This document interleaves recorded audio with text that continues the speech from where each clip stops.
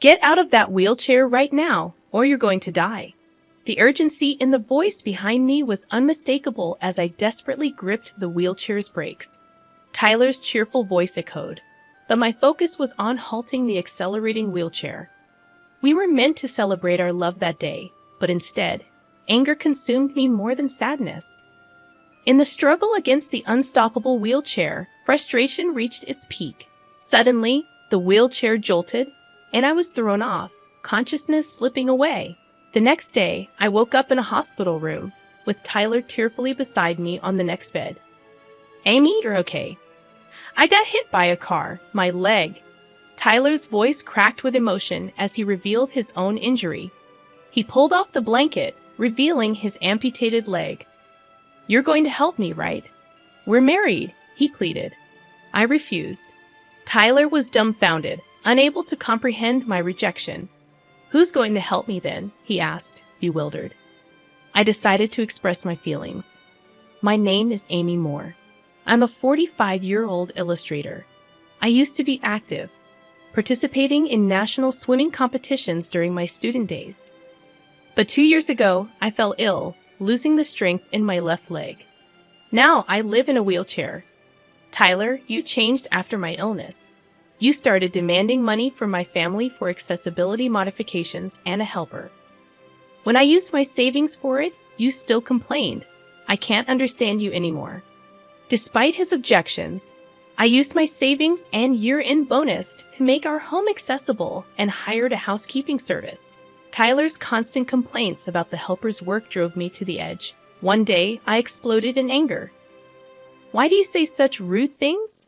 She's doing her job, and you're only finding faults. The world's value was being underestimated, and the notion of paying for housework seemed peculiar to me. Why should we pay for it? Have her do it for free, I argued vehemently. Tyler was momentarily taken aback by my intensity, but his face soon twisted into a smirk. To my disbelief, he uttered something unimaginable. If you insist, then fine, he said, his voice dripping with sarcasm. I'll deduct the same amount we're paying her from her living expenses. What?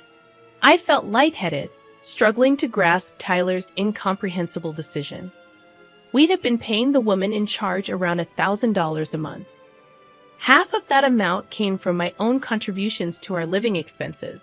But now Tyler proposed putting that entire $1,000 into his own pocket instead of the shared household expenses. Our budget was already strained, and if Tyler didn't contribute, I would have to cover the shortfall. In other words, my out-of-pocket contribution would skyrocket from $500 to $1,500, effectively tripling. Holding my temples in frustration, I shot back. If you deduct $1,000, your contribution to the living expenses becomes $500. Where am I supposed to find the extra $1,000? Well, it's your decision, so you should pay for it. You're earning, aren't you? Tyler retorted callously, unfazed by my distress. Unbelievable. It was true that after falling ill, I had bravely ventured into independence and was managing, but my income was only slightly higher than what I earned as a company employee. Another deduction of $1,000 would wipe out my savings entirely. However, Tyler showed no signs of relenting. Fine, but promise me one thing, he said cheerfully, completely indifferent to my anxiety. Make sure you save that $1,000 properly. Got it? With a sinking feeling, I agreed. But beneath the facade of compliance, nothing but anxiety gnawed at my insides. Tyler ceased complaining about the housework agency, but in equal measure, he stopped doing any housework himself. Hey, even though we're hiring the housework agency, we should still handle the daily chores, I implored, hoping for some semblance of shared responsibility. Ha! Was all Tyler replied, dismissing my concerns with an indifferent shrug. What are you talking about? We're paying them, so let them do it, Tyler said dismissively, his attitude growing more distant. He started leaving the house more frequently, and when we did interact, his expressions were filled with disgust. The thought of divorce started to cross my mind. One day, out of the blue, he suggested, "Hey, Want to go see the cherry blossoms in the botanical garden? Cherry blossoms. We had barely spoken for 2 months. His sudden invitation left me bewildered. We'd just been passing by each other lately. I thought it'd be nice to talk while enjoying the beautiful flowers, he said, attempting a smile.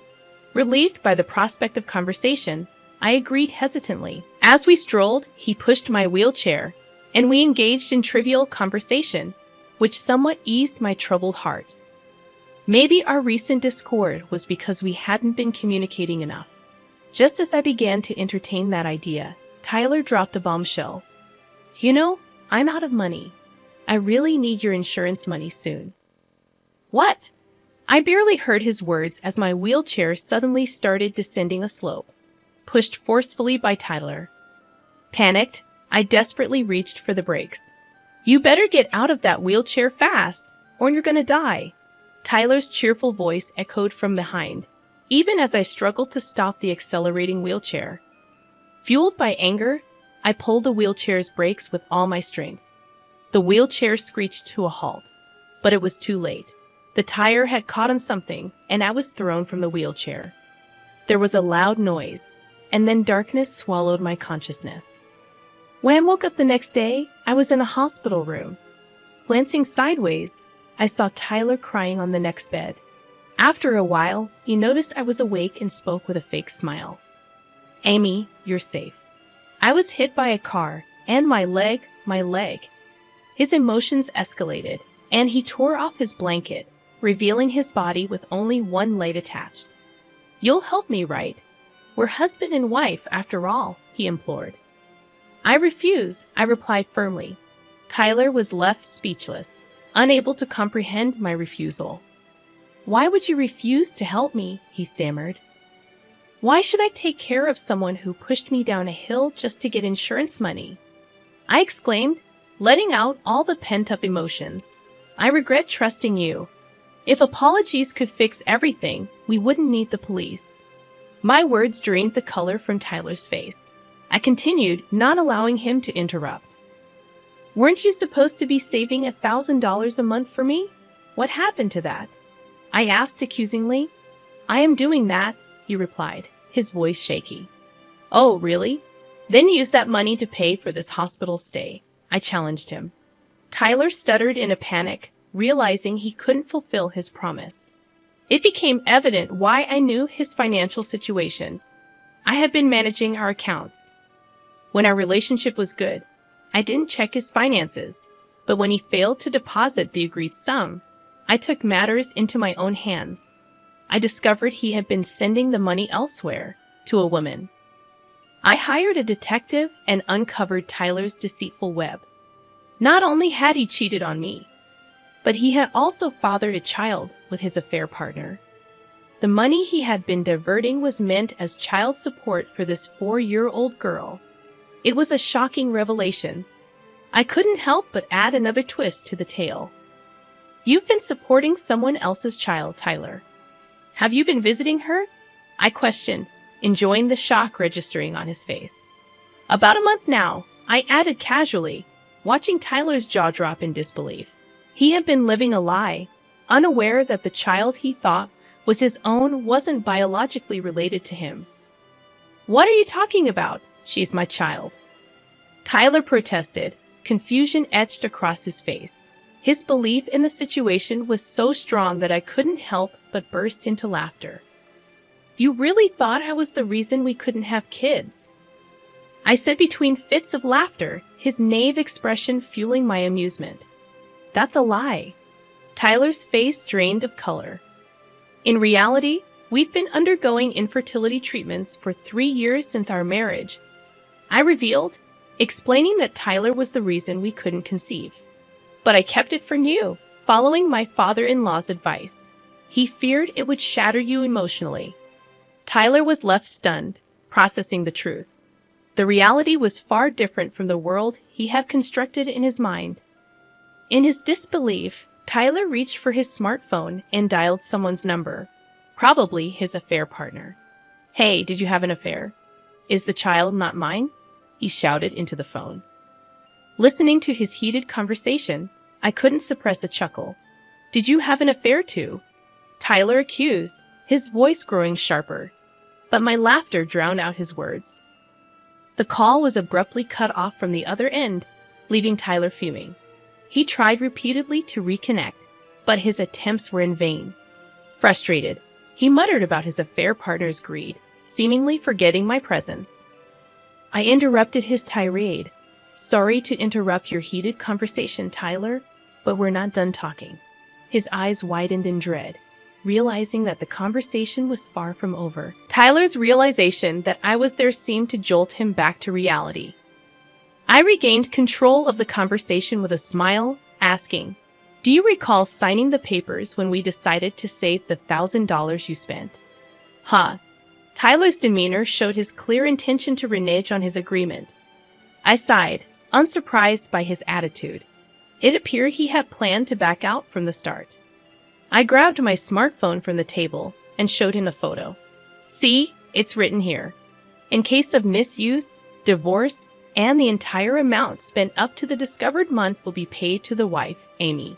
That wasn't there, Tyler protested, his frustration evident. Oh, but it's properly checked, and there's a signature too, isn't it? It's even notarized, I countered calmly. Tyler's frustration grew, and he appealed to me desperately. Come on, Amy, I was just possessed. Please don't mention divorce. Besides, I can't afford such a large sum. Divorce is too extreme. I can't handle it. The divorce is settled. However, you can pay the spent amount in installments, I replied, my tone unyielding. Seeing my resolve, Tyler tried to portray himself as the victim. He pleaded, but his pleas fell on deaf ears. I sighed and gestured toward the figure lurking at the hospital room entrance. Please come in, Dad. Upon seeing his father-in-law, Tyler shouted, My father-in-law, please listen. This is all a misunderstanding. My father-in-law's face turned crimson, his eyes glaring at Tyler. This marks the end of our relationship, he declared, glaring at Tyler before turning to me with an apology. I'm truly sorry. I won't ask for forgiveness, and it's fine if you don't. Please file a complaint. I'm just glad Amy is safe. Thank you. Tears welled in his eyes, dropping onto my bed. I shot Tyler an accusatory glare, holding him responsible for making my beloved father-in-law endure this ordeal. What? Don't you feel anything seeing this? It's your fault. Always spending money, earning more than me, and your wealthy family is miserly. I don't know why I married you, I whispered, my voice laced with deep resentment. The beautiful memories we shared seemed tarnished, tainted by his actions. Tyler looked taken aback, observing the depths of my loathing. In an attempt to mask my pain, I forced a smile. Well, marrying for money and ending up with repayment. Quite a sad story, isn't it? Shut up. I won't pay, Tyler retorted defiantly. Too bad. Payment is non-negotiable, I stated firmly. My father-in-law, wearing a menacing expression, addressed Tyler. I will be watching you until the payments are completed. Interrupting this tense atmosphere, a middle-aged doctor in a white coat entered. Coming directly to me, he handed over a document, asking, Is there a reason you are not receiving treatment for your leg? Confused, I glanced at Tyler, who was staring at the doctor with a pale face. The room was thick with tension, and the future felt uncertain. The doctor continued speaking, wearing a puzzled expression. If you have surgery on your leg, you'll be able to move again. Didn't you hear that when you were diagnosed before? I didn't hear, I replied, glancing at Tyler, who avoided my gaze. A sense of foreboding washed over me. Tyler, you lied to me, I accused, my voice tinged with betrayal, but he remained non-committal. My father-in-law, furious, berated him again. Turning to the doctor, I asked, I didn't hear the diagnosis directly at the time. Could you please tell me? Yes, Amy, your illness is temporary paralysis caused by a herniated disc, leading to blood flow issues in your spinal cord. With some time and rehabilitation, you'll be able to walk again, the doctor explained gently. Tears welled up in my eyes at his words. I regretted trusting Tyler and not hearing the diagnosis firsthand. My disgust for him, who lied about a matter involving someone's life, deepened. Why, Tyler? What's going on? I demanded, my voice filled with anger and confusion. Tyler stood frozen, his shoulder trembling as he suddenly burst into tears. If Amy is free to roam the world, I'm always left behind. If she's in a wheelchair, she will always stay home and won't have more fun than me, right? Tyler sobbed, revealing his selfish jealousy. So what? Your selfishness forced me to live in a wheelchair for 2 years, knowing I could have had surgery to eliminate the pain and paralysis. Yet you kept silent. That's the worst part, I retorted, my voice laced with exhaustion. Tyler hung his head in defeat, unable to respond. I looked at him with cold eyes, my father-in-law and the doctor glaring at him in righteous anger. May I explain the surgery to you tomorrow? The doctor asked, trying to bring back some semblance of normalcy. Yes, please do, I replied, my voice brightening with newfound hope. The doctor's warm smile gave me confidence in a brighter future ahead. I'll arrange for separate rooms, the doctor stated, but Tyler protested vehemently, refusing to be separated from me. Ignoring him, the doctor informed me, "See you tomorrow," before leaving the room. Amy, you're not really going to divorce me, right? Tyler pleaded desperately. A nurse entered, indicating my move to a different room, ensuring Tyler couldn't easily intrude anymore.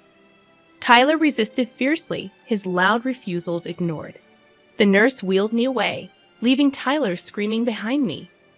My father-in-law met my eyes and nodded in understanding, while I bowed my head in acknowledgement.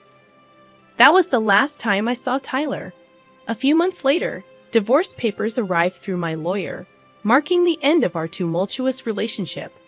Tyler, once disheartened, now lived under my father-in-law's strict supervision. His colleagues, aware of his deceit, turned their backs on him, leaving him to face the consequences of his actions. In the aftermath, I underwent surgery and spent months in the hospital for physical therapy. With my father-in-law's support, I could continue working while in a private room. After being discharged, consistent therapy and regular checkups allowed me to walk with a cane. In my daily routine, I began taking walks around the house. Recently, I exchanged contact information with someone I met during these walks, someone who had helped me when I stumbled. We plan to meet for a meal soon. The exhilarating feeling of a new spring fills me with excitement, and these days, the anticipation of a fresh start is unstoppable.